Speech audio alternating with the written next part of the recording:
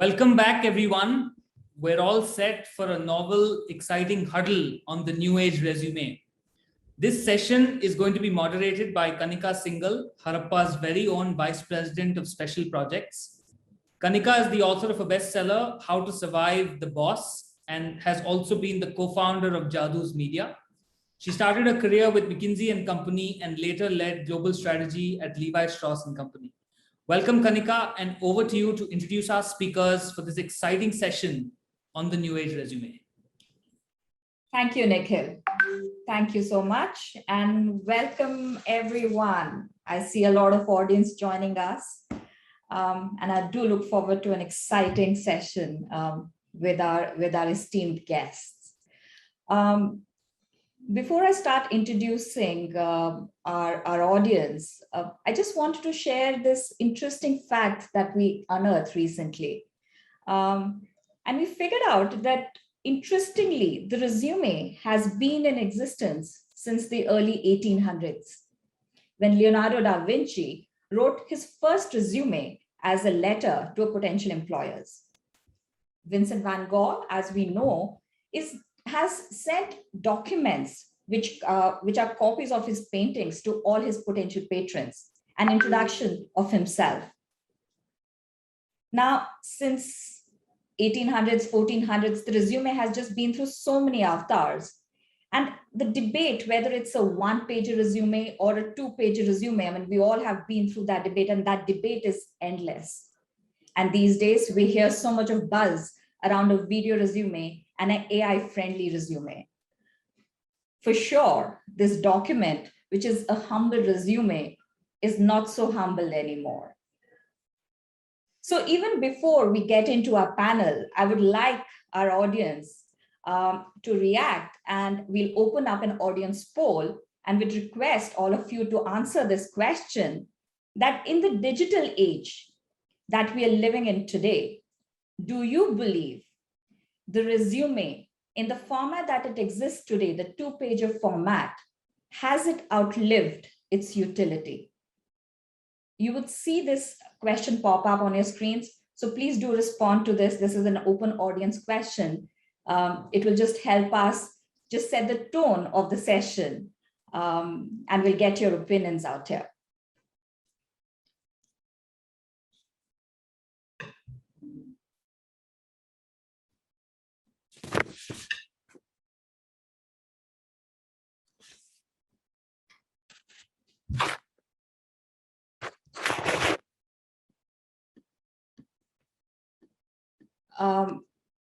To the team, can we have the responses?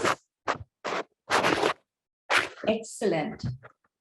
So we are saying that we are kind of divided. We are saying that 50% of the people are saying yes, 23% of the people are saying no, and 27% of the people are saying maybe. So clearly we are at a point that the resume needs some kind of an overhaul. And what is that overhaul going to be? What does that new age resume really look like? And that sort of becomes the focus of our conversation. And no better way to start this conversation by bringing in our panelists and engaging into an insightful, hopefully, discussion with all of them. So without further ado, I would like to invite Mr. Vishnu Iruvanti, who's the head of people practice at ClearTax. Vishnu is a dear friend, and he started his career at Yahoo and Microsoft, and then was further involved in building teams at Myntra and Ola. I often say, from a talent acquisition perspective, if you are somebody who is trying to take your Sunicorn to be a unicorn, Vishnu is the person to go to. Welcome, Vishnu. Great. I would now like to invite Neha Bagaria, who's been recognized by Forbes as a trailblazer for her game-changing work in innovation and breaking stereotypes. She's the founder for a portal called Jobs for Her, which is an online platform to help women who are returning back to work. And possibly this comes from a place of personal experience, Neha, when you took a 3.5-year break and then came back to work afterwards. Neha is a Wharton alum, and she has also another startup by the name Paragon, which is in the education space to introducing advanced placement programs for high schools. Now that's rather interesting. And your interest in the jobs and in the women leadership is super exciting. So welcome and looking forward to hear from you. Thanks, Kanika. It's good to be here. Lovely. Our next guest is Harpreet. Many of you would have met him. Many of you would have interacted with him at different points in time, heard him. He's at different places. Harpreet is a co-founder of CoreCubes. He is possibly one of the few companies which linked assessments to hiring. The early years when assessments was a big thing, it's emerging big thing in here in India. He started the company in 2007 and sold it off in 2016 to Aon. Since then, Harpreet has been an angel investor and in brands like Chayos and Shop Kirana. Harpreet, love Chayos, great investment. And it seems like your new age avatar is helping companies build, and that's why your book, Let's Build a Company, makes so much of sense, and it's possibly your new area of interest. We can't hear you, Harpreet. You will have to unmute yourself.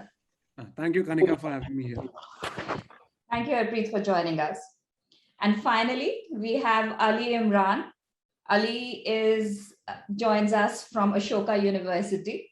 He leads outreach, communication, and PR at Ashoka University. I found it very interesting and exciting that he spent last 25 years before he came into academia in the corporate world, leading marketing for brands like Samsung, Bacardi, UTV, and was also at Low Lintas and Leo Burnett. So to me, Ali, you're the best person to talk about personal branding, which is emerging as the big trend when we talk of resumes, and obviously how the new age, how the Gen Z is really talking about resumes and how are they thinking of positioning themselves. So look forward to our conversation and welcome. Thank you. Thank you. Great to be here. I'm also here to learn. And I think, as you mentioned, since it's been a long career doing many different things, clearly reskilling is something I think I've done quite well. And hopefully we'll talk about that too. Absolutely. So thank you, everyone. Thank you for taking out this time. And as we started this conversation and we did this poll with the audience, I would like to open up with the same question to you as the panel, as your opening remarks, as to, do you see in this digital age, the traditional two-page resume in the current format has outlived its utility? And if so, how and why? And maybe Vishnu, you can start us off on that. So I think ever since the invent of the resume, it has taken a lot of shapes and forms already, and I am nobody to comment on whether it should be there or not. But I think the manifestation is inevitable, and you already see different forms of it. Personally, as we spoke as well, Kanika, past 10 years, I do not have a resume, right? Like I have switched jobs, but I've never presented a formal resume. Right? But essentially, what are we talking about, right? Like we're talking about few things which, whether you are able to convince yourself through a video format or a audio format or any other means and formats, right? One is in terms of like, how do somebody contact you? What has been your career trajectory and progress has been? And what are your key strengths or, accomplishments? And then, some verbs, right? And matrices. If you're able to present them in any format, as long as it is consumable by other party, I think you're home. And whether it is digital, non-digital, etc., it doesn't matter. Wonderful. So basically you're saying that it is about presenting yourself in the best format. It really doesn't matter as long as you're able to communicate whatever is on your mind. Yeah. Harpreet, what's your opinion? What's your view? So I think there are two parts to it. One is that let's look at why a resume is used, right? They're used to first shortlist people. And we are saying resumes are used, but actually resumes are not used. An Excel file is used mostly. Yeah. So what you need to do is, transcript those information into an Excel file, or, from Naukri, you download an Excel file, or from LinkedIn, everybody moves in that direction. So this is the first step. There is no use of a CV there. What you need are fields to be able to shortlist people, more so because of population versus the number of jobs we have, aspirational jobs we have. I think that is one. I think the second thing is, so you're looking for eligibility for the role where there is no need for the CV. The second place where you check if you want to give somebody employment is you're checking for any, for lack of a better word, say dark spots, which is more of background check, too many frequent job changes, stuff like this, which show up in a CV in the current format. But again, they're either a background check or an Excel thing. If too many frequent changes can easily be captured as saying 4 changes kiye hain, average duration of it can easily be computed. Yeah. So, these two are, the third thing remains is the interview. And an interview, what you're actually interested in, you can read through the CV and it can give you a sense of comfort, which maybe it gives everyone today. But what you're really looking for is whether the person is fit for the role that you have to offer. Rather than I'm not interested in the person's CV, I'm interested, can the person do the job that I have to offer the person? Yeah. And in all 3 counts, actually the CV is not required. LinkedIn in some ways has updated it. Earlier CVs used to be outdated. Naukri pe kisi ka CV download kiya, usne update nahi kiya hua. Yes, on LinkedIn we have an updated CV in chronological order, and that's about it, and that works. That I think so. I think across this entire thing, CV has no relevance whatsoever. It's actually not used. We think we use it, but we don't use it. The other part, I think, is going back to what you said, Kanika, which is that the first CV is a copy of paintings that were sent. What is that called? That is not a CV. That's a proof of work. I can do a painting. Please see my painting and keep me as an apprentice, or, give me a job. So it's proof of work. So all of these, as we become more digital, are going to move to proof of work. If you go to GitHub for coding, you have a proof of work for somebody. You want to hire, designers, you go to Dribbble, Behance, you have proof of work. You can see work and you can, choose whether to hire the person or not based on that work. An interview then becomes a way to say hello and hi. There's no use of a CV. The future of CV, in my mind, like I said, I don't think CV is used today. We have it because, we have like so many things in our life, which are, useful earlier, not useful today. So it's not used. And I think the future anyways, it's going to become proof of work rather than anything else. For example, you could argue that in sales, what is the proof of work? I will have to have a conversation, but I'm saying tomorrow somebody could build a platform which says, if you're a sales guy, as soon as you close a client, go update it here. The client will, a link will go to the client will verify it, and you build your own profile that I'm a great sales guy. Sure. It becomes a sales platform, and that becomes your proof of work. So I think CV is not used, and proof of work is anyways the future. Sounds good. We will come back to you with this idea, Harpreet, as to the whole idea of bringing your portfolio and your proof of work to be there.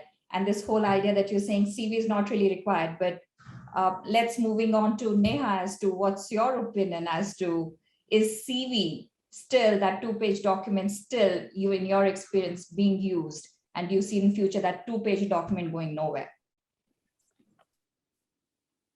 Neha, you're on mute. You'll have to unmute yourself. Thanks. So Kanika, as you mentioned, I think we run a platform for women's careers, right? Yes. And we have about 2.5 million women on the platform, 7,500 companies. And every day we have a huge number of applications going back and forth between the women to the companies. And frankly, right now, resume is the thing that the recruiters are checking. Yeah. So there is, of course, a today and a future. And I really think that at the end of the day, there's a very clear distinction that we need to make between the story and the storytelling. Right. In today's day and age, the resume is still the way that we are telling our stories. Yeah. Right. all the recruiters and all these companies are trained to be able to gauge a person's story on the basis of that document. Yeah.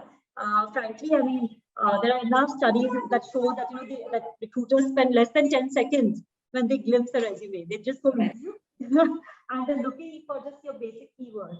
Right. Which of course, and there's a lot of work happening in terms of why do we even need a manual recruiter to do that? Can't we just, and all the algorithms and recruitment platforms like us can search through the keywords of those resumes to be able to find the best candidate. Yeah. Right. Given all of that, in today's day and age, that resume is very critical. Okay, in terms of how you tell your story. So if a person is a job seeker, that person needs to have a really good resume in place. That's your first foot in the door and your first impression from the recruiter's point of view. Yeah. But what we are over time realizing is that this is not the best storytelling fashion for your story. And exactly like Harpreet said, that your proof of work is far more relevant to that recruiter. Yeah. It's just today that recruiter doesn't want to make the effort then to click on that, go over there, go through the proof of work, because you have huge number of applications coming in.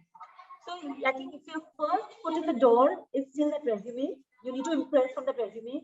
Then for further shortlisting, a lot of other factors come into place. Of course, even video resumes is another very big trend, which is also very important, right? Because now it's so easy to upload a video resume on these platforms, and it's so much a personal way to get to know a candidate. But will a recruiter be able to spend less than 10 seconds on a video resume? He or she will not. Yeah, so we are still some time away from that resume being completely gone from the system. But yeah, if you want to showcase yourself and if you want to stand out from the crowd, that resume is not going to be enough. So it's step one. It's just to get into the door. After that, there is a lot of other things you need to do to finally land the job. Absolutely. So it's very interesting. You're still insisting that because to a large extent, the behavior of the HR or the people who are recruiting, it's so used to a particular format and the time that they're spending, this still is the first, so to say, visiting card that you have, irrespective of whatever else is potentially happening. And to Harpreet's point is, yes, that possibly gets converted into an Excel where the first 10 seconds get used, but somewhere this document still plays that role of being your visiting card. So great. Ali, what are your thoughts? How are you seeing this? So I think it's been summarized very well by Vishnu and Neha and Harpreet. I think the question actually is, so Vishnu mentioned it should be consumable by the audience. And the audience for a resume typically is the HR person or the other person who's in charge of the recruitment. Everyone says they want the best talent. But how much effort are they wanting to put into the first step of that, which is identifying, as Neha said, at the first step, who they're actually going to talk to. If you're going to only spend 10 seconds, you could well have eliminated somebody who would have made it if you would spend another 10 seconds, right? And I was thinking that, and the consequences of that, you could actually hire the wrong person, or you could have missed out on a brilliant person who would have suited your role better. Because honestly, today, you don't really know, with the kind of the VUCA environment, which has got worse with COVID, you don't really know where your business is heading. Your plans are also dynamic. You need people who can adjust to ambiguity. No resume is going to tell you that a person can adjust to ambiguity or not, except maybe if they worked across sectors. And I was thinking, it was interesting you said that Van Gogh used to send his paintings as a resume. As Harpreet said, that is actually proof of work. I was thinking that actually perhaps the first resume was the apple that Eve made Adam eat. Of course, she was the only candidate at that time. What if there were 5 others? And one was holding an orange, one was holding a banana, one was holding something else. I don't really know how Adam would have chosen, right? And by the way, I should also say, and with no disrespect to anybody, therefore the serpent was actually the first placement consultant in that. So I think the question actually is, so is the resume dead? I don't think so. Is it evolving? Definitely. Is video playing a role? Yes. Is social presence what you do on LinkedIn, although that has its own pitfalls, etc. Is that a factor? Yes. How much effort is the HR or the recruiter going to put in? I think the answer there could also be, if they're hiring, let's say, 1,000 coders, they're not going to put in that much effort. If they're hiring a CXO, then I think the board or the CEO would like to see people with multiple dimensions. And therefore, there the CV may not be scanned only in 10 seconds. So I think we have to also keep in mind that there are layers where different rules may apply. Per se, I think the rule of 10 seconds is very much there. We have at Ashoka, we deal with hundreds of recruiters, and we always find that it's the people with quote unquote right backgrounds or elite colleges or experience in the sector who get shortlisted for sure. And then a few others. So many of the others don't have that, even though they may be brilliant, but because they're from a second tier college or from don't have the experience in the sector, won't even get shortlisted. So I think the real question is, when you want the real talent, when you want people who can do justice to the job, how much effort are you willing to put in at the first level? Or your experience tells you that it's all right. Once the second level starts, then we will anyway get the right people. I think that's really where it is. And with the organization reaching the size, as you said, going from Sunicorn to Unicorn, I think Vishnu must have dealt with thousands of people being hired. At some stage, I think we have to also remember there are only 24 hours in a day. But I think overall, yes, people need to spend more time on talent acquisition. I think the talent which is needed now for most jobs is evolving, and you need people who can do more than one thing, or who can switch gears. How is a resume going to establish that? Because I have to say also, again, with no disrespect, most job descriptions read the same, irrespective of what the role is.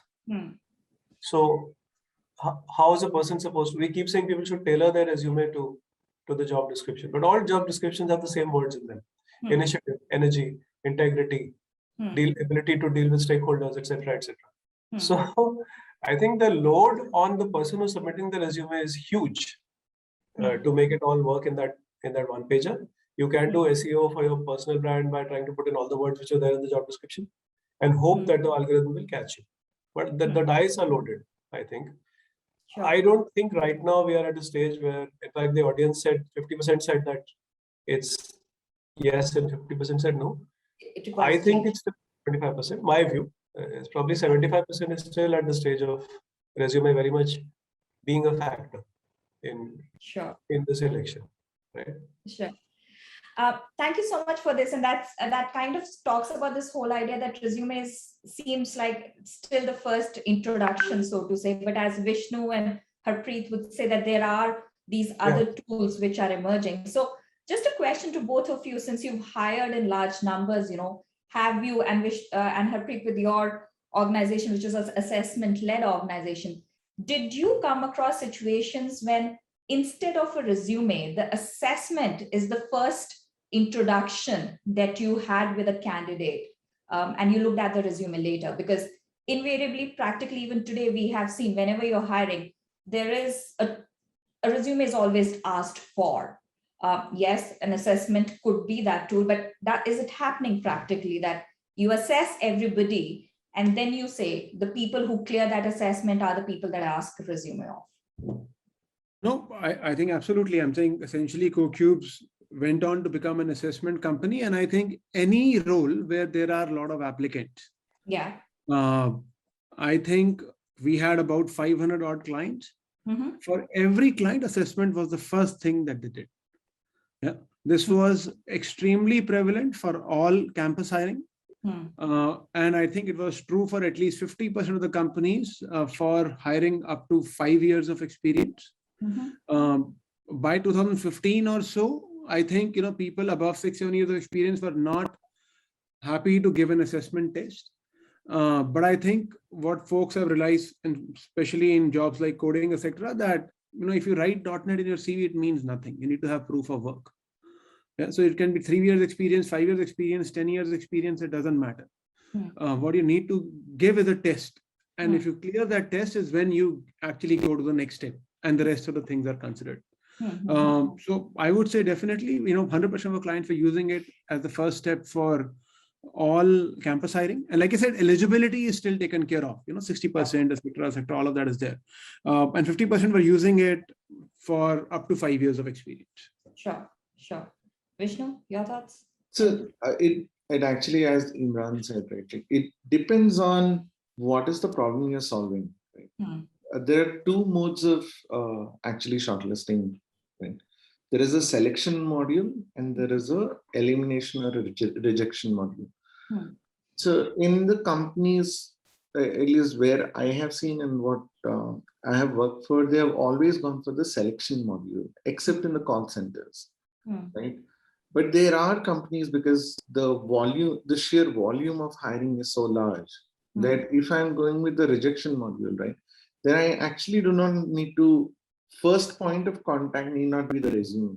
As Harpreet said, it can go through a series of elimination criteria through an assessment-led or non-assessment-led or however it is, and eliminate first the pool and then come to a concise pool, and then the process takes over. Right? So you're proactively shortlisting or weeding out the talent pool, and then whatever sifts through, you will go through the process with them.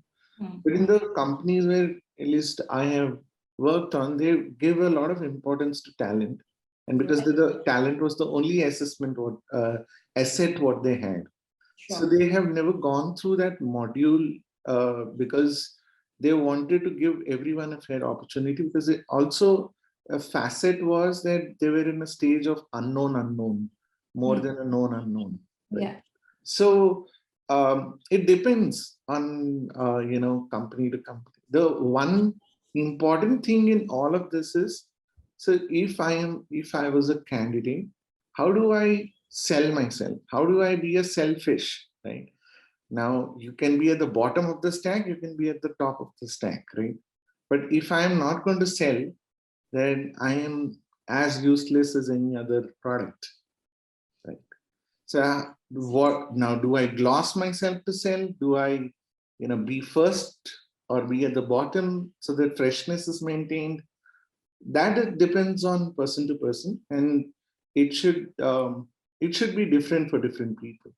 Right? For example, UX and designers, right? I have never seen good people write resumes. They always create a video, and that video demonstrates their work. As Harpreet said, right? It's a proof of concept, or it's a proof of work for them. And as the proof gets established, their hireable talent mix goes up and up, right, in the industry. Interesting. So, but one thing that all of us are kind of agreeing on and converging on is that, yes, a resume might exist the way it is, but it is not giving a complete picture of whosoever that individual is, either by virtue of proof of work, or as Neha said, it's about the personality piece of it, the different skills that people have. Vishnu, you said UI, UX skills, that's not getting shown in a resume. So yes, it might be a tool which is existing, but there is much left and which is not fulfilled by a resume. There's a lot to be desired, which this current structure and current format is not really helping. So that's number one. And the second thing is this whole idea, because there is a huge amount of volume that you're dealing with, you need something which is quick, which is fast, which helps organizations select the right kind of people to focus on. So possibly assessments is something which has come in that space. But have you seen other things in your world as to, in addition to assessments or additional inputs that I would say that you put in a resume that I would say is your wish list, which should be in this first document that presents a complete personality of who you are?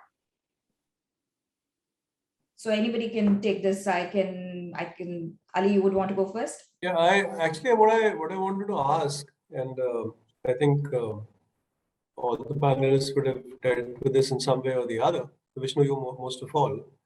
Very often, I think a covering letter could say stuff which is not in the resume, or amplify something which is not fitting into a prescribed format.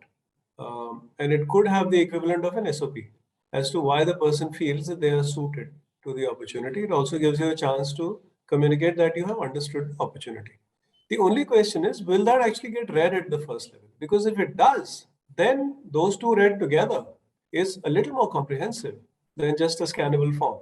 And it is the person's own language, and it is a clear understanding that they're showing or not of the opportunity. But I don't really know, given the time constraints, if that's a possibility of actually having a covering letter or an SOP right on top of the resume, which is also read by somebody, not by a machine. Like just one paragraph, for that job. I think SOP definitely lost its significance because if everyone starts writing SOP, it almost sounds the same. And it sounds the same. Covering letter still, there are, depending on the seniority of the job, it will be read if it is well written, right? Yeah. Most of the times I've seen that be it resume or be it covering letter or any communication which goes to the audience, right, which is supposed to be read, who is reading it, right? Like, is that it's not simplified for them. Yeah. It's not in a consumable fashion, right? And yeah. Instead of focusing on the design or of the layout, right, you have to really focus on the content in terms of like what exactly it speaks to the person. As I said, your ultimate objective is that you have to sell it, right? Then if I have to sell it, what can I make it interesting, right? Like, so I agree with you in terms of job descriptions are, at least when you read at the outer line surface, right, it sounds the same, but there is a core matter to the job description, right, which actually where they talk about the responsibilities. If you're able to tailor make your resume to the responsibilities of the job, right, and at least demonstrate your accomplishments or your verbs, right, of the job accordingly to what the core responsibilities of the job are, that's a sure shot win for the candidate. Right? Beautiful. So, thanks, Vishnu. Neha, you had this whole idea of a resume plus that you promote. What is that about?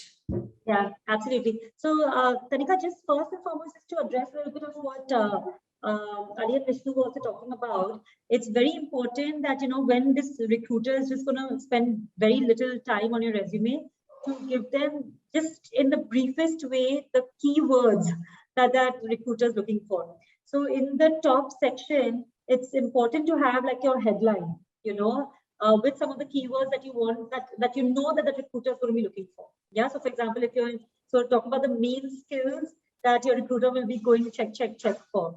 But there are lots of other ways also of standing out from the crowd. And one thing that we have seen, especially because we have worked for so long with women who have taken a career break, till JobServe came along, when a recruiter used to see a career break on a woman's resume, immediately that resume used to go to the bottom of the pile because the recruiter kind of didn't know what to do with it. And women were being advised that they should somehow try to hide that career break in the resume.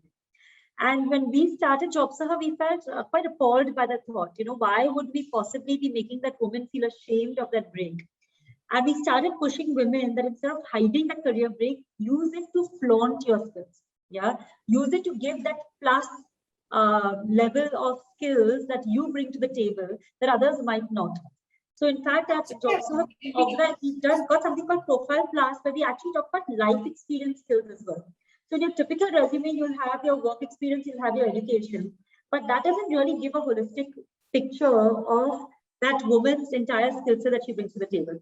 So now, for example, in that headline that I'm talking about, or in the skill set, if that woman starts also talking about her skills as a mother or skills as a caregiver, okay, that will stand out from the crowd.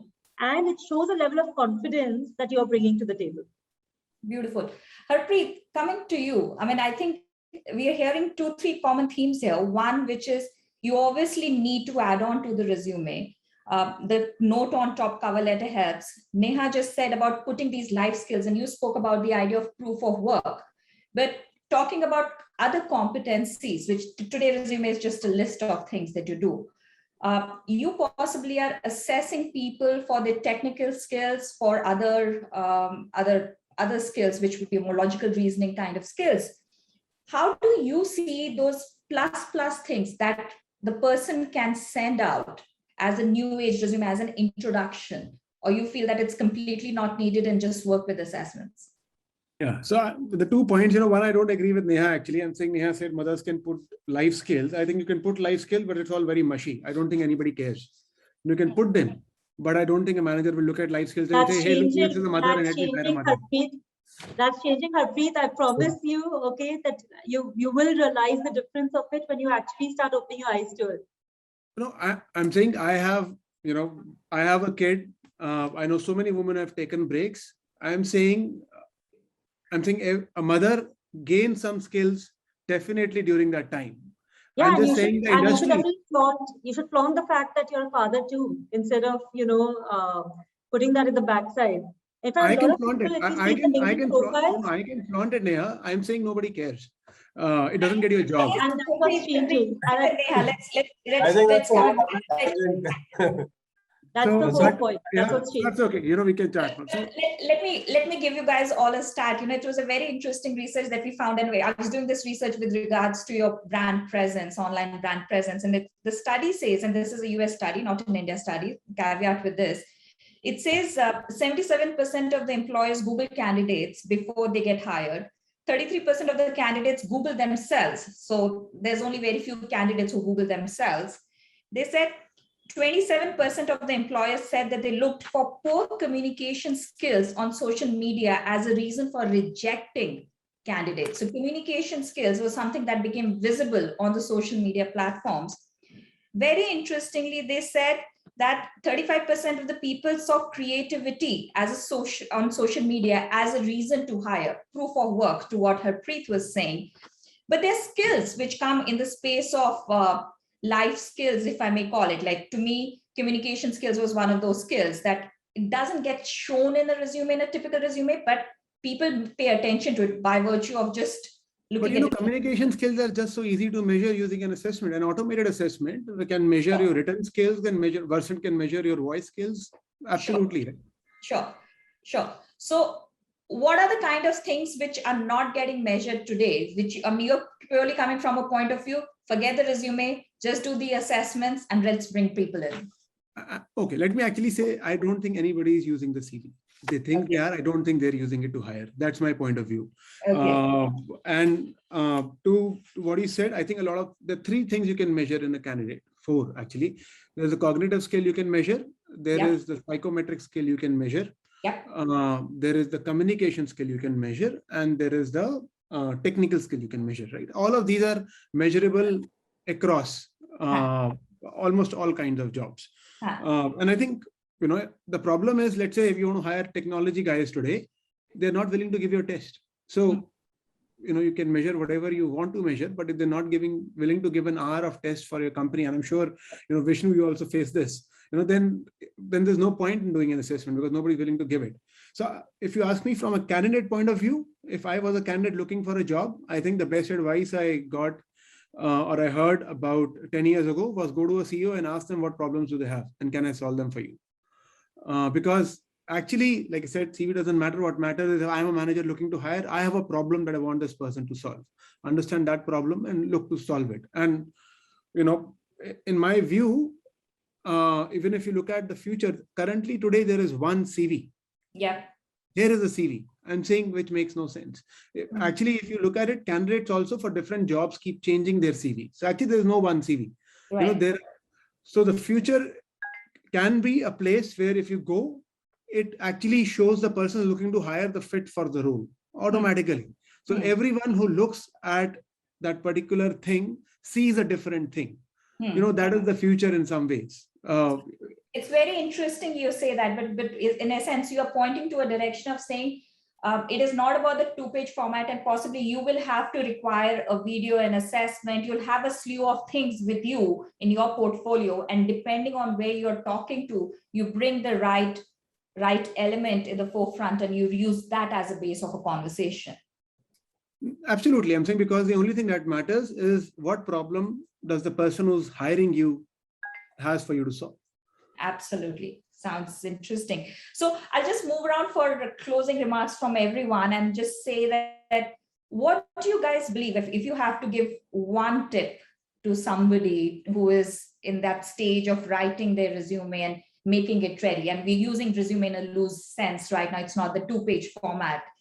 If you believe it's a 2-page format, that's your tip as to what will it take? What should they do to make themselves the new age ready, if I may call. So Ali, let's start with you. You're muted, sir. Sorry, I think that's a Zoom skill one should have, without thinking. I just think that much like in the PE/VC industry, Yeah. and in fact, that's not something which is done for the first time, but it's become more prominent now. This whole thing of elevator pitch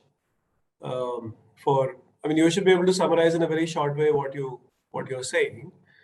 So even if there's a defined format, you have to find a way to highlight a few things that make you stand out and which match the role without being dishonest. I think, as Harpreet said, you will tailor. Hopefully you're not lazy and will not paste the same resume everywhere. You will tailor it to what you think they're looking for, and find in your experience the right words, as Vishnu said, which say that, listen, this is what you want and this is what I'm offering you. Rather than, I went to St. Stephen's, then I went to do this, and before that I worked at this, and my school was this. Now that, what is it that you're offering? Ideally, you should be able to highlight, either literally highlight, like embolden, or use very few words, but use those words. Because honestly, if I were a recruiter, I would also say, listen, I'm not going to read 2,000 pages for 1,000 candidates. I have these 3 or 4 top things in mind. I think, as Harpreet said, I know what my client is looking for. I think internal or external client. So I'm only going to look at that. The rest of it, I understand they will all be from some college or the other. They would have done something. So I need to have an understanding. Right. I think what happens very often is when people are looking for a job, they're just doing multi submission. So the same resume is going everywhere. There's customization. I think customization as far as possible, for which you need an understanding of the business. And honestly, if you don't have that, then anyway, you won't get the job. So, spoken like a true marketer, get your USP, get your elevator. We're all selling our own brand, right? You have to know that you're selling your own brand. I do think that you have to consult a couple of people who know you. Usually, that's what I advise people, because they can tell you what you've done, which you may not be able to see. Sometimes it's a blind spot. So they can bring out that, listen, you did that, why don't you put that here? So Ali, thank you so much for this. We have a bunch of questions. So I'll quickly do the rounds for everyone and then we'll take up a few questions. So Harpreet, your tip. I'm thinking, my view is digital CV. Don't add anything to it. If you are early experience, then you'll anyways get slotted in an Excel sheet. And what you need to do is go to a CEO and actually say, what problem do you have? I want to work and solve your problem. And whatever problem you get, go and solve it. And if you're slightly older, if you're 5, 6, 7 years experience, and if you still are relying on a CV to get you a job, then you made some mistake in your career. By now you should have had people who want to work with you and who say, I am going here, why don't you come with me? So what you want to do is do extremely well at the job that you are doing, so that you don't have to ever make your CV again, because whoever knows you wants to hire you. That dovetails into what Vishnu has been saying. He's never made his CV. So what would you tell people? If I have to advise somebody, then it's a manifestation of somewhat Imran said and what Harpreet said. You have to tailor make. One thing will not fit. And it's the best state to be in, what Harpreet said. Like, if you can get a job without any CV, then nothing like it. Right? But if in the event I have to make a CV, then without sounding condescending, right? And I tell this to most of the people, is that it has to be like a speech and a skirt. It has to be covering enough material that it covers the body, what you want to cover. And then it has to be short enough that it has to be interesting enough for somebody to speak to you. Right? Then you sell yourself better. So it's the elevator pitch story that you're advocating. Neha, quickly, 1 minute for you. I know we're running out of time here. No, I think There's no platform right now where you can apply for a job without a resume. So make sure you're getting that resume ready. And make sure that you're figuring out how to beat those algorithms that you will be filtered through. So keywords is extremely important in your resume. And once you've been filtered through, and when the recruiter clicks on your resume, make sure that you figure out a way to really stand out and grab that recruiter's attention in that 10 seconds that he or she is going to give you. Wonderful. So, Vishnu, I hope that was a good skirt for you. so If wonderful. it's I good- get, yes, If Vishnu. it's sold, then it is definitely. So we've got the elevator pitch, keywords, and the network, Harpreet. That comes from you. So that's what will get you going. Thank you so much, everyone. We will take a few questions. We have just 5 minutes left. So let's see. We've got lots of questions here. Let's ask, do you think personality tests are a useful way to showcase your unique traits for the job that you're applying for? Harpreet. Can you say it again, please? Do you think personality tests are a useful way to showcase your unique traits for the job that you're applying to? I'm saying personality tests are used by a lot of companies. The important part there is candidates know what to say in a lot of cases. Yeah. So there are so many personality tests out there. Some work, some don't. The key part is for a company that personality tests should not be used to shortlist candidates. They can be used to get information so that you can have a great interview. You know what to ask and what not to ask. But for shortlisting candidates, if you start using it, then people will in all probability start gaming it, which happens to a lot of personality tests out there. Interesting. Rohit is asking a question. If you're trying to go for the video resume, what should be the ideal length? 30 seconds. 30 seconds? Vishnu, people have time for 30 seconds to look at the video? I don't know. Maybe 30 seconds is a good enough time that holds your attention, but it's very difficult to have attention on a So which video. company do we know here among us which is using video CVs to shortlist nowadays? Most platforms have videos on it actually that that recruiters can go through and just take a look. In fact, many of them are also using video interviews. That is true. I understand video interviews, but I'm saying are videos being made and candidates are sending them to companies? Yeah, absolutely. Yes, On most platforms as your profile, as a standard profile. Okay. And it is also happening a lot for the nature of roles. So supposing if you're hiring for a sales or a customer service role, that becomes your first screen along with the resume to get a sense of the personality. So it's happening in the industry and it's already started. Yeah. As you made a assessment test, Harpreet, they have made assessment test on communication skills through video as well. Mine gives the Excel result, man. This one you will see 30 seconds. But here is a very interesting question from Namita Dalmia. She says, what are your thoughts on the possibility to standardize proof of work and use it as a submission or to showcase your skills, like resilience or adaptability? Namita, you asked an intellectual question. Huh? I don't have so many brains. Yeah, so much brains, whatever. Yeah. So standardized proof of work. I don't know actually, honestly, on top of my head. But I think, for example, if I take an example of somebody who, I was telling somebody in the morning today that I am a better squash player than I am a table tennis player. Yeah. And the person asked me, are you saying objectively or subjectively? I said, what do you mean? He said, it is possible you think you're a better squash player because there are fewer squash players or fewer people who had access to squash. So you're defeating more people in that, but more people have played table tennis in life. And hence, more people can compete against you. And that was a valid point. And I asked him what one objective criteria would be. So he said an objective criteria would be, can you return backhand in squash? Can you return backhand in, table tennis? And when I looked at it from that front, it seemed to me that I was, I'm an equal player actually. My games are equally bad or equally good objectively. So Namita, to your question, in terms of standardizing proof of work, I think it has to be, you'll have to go vertical by vertical. And, a lot of people actually, asked me or we discussed basically what will replace Naukri.com. Naukri.com won't be replaced by another platform like Naukri.com. It is going to be replaced by vertical platforms which will standardize proof of work across different verticals that we have. Interesting. Any other thoughts?